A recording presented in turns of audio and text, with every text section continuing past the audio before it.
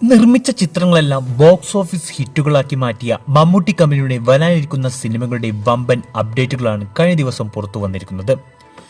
ആദ്യ ചിത്രമായ നൻപകൽ നേരത്ത് മഴക്കം മുതൽ അവസാനം പുറത്തിറങ്ങിയ ടെർബോ വരെ വ്യത്യസ്തമായ ജോണറിൽ മമ്മൂട്ടി കമ്പനിയുടെ ബാനറിൽ പുറത്തിറങ്ങിയ ചിത്രങ്ങളാണെങ്കിൽ ഇനി വരാനിരിക്കുന്ന 4ഓളം സിനിമകളും അത്തരത്തിൽ ഉള്ളവ തന്നെയാണ്.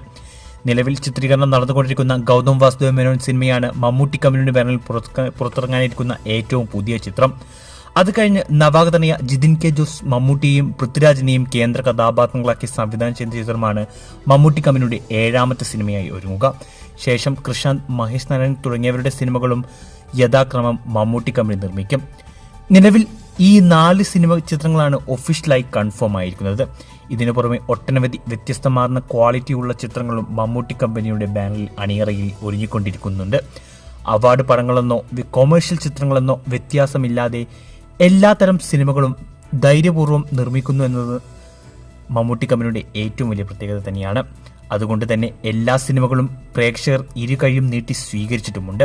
കാത്തിരിക്കാം പുതിയ ചിത്രങ്ങളുടെ ഒഫീഷ്യൽ അനൗൺസ്മെന്റിനായി. ഇതേക്കുറിച്ചുള്ള നിങ്ങളുടെ അഭിപ്രായം കമന്റ് ചെയ്യൂ.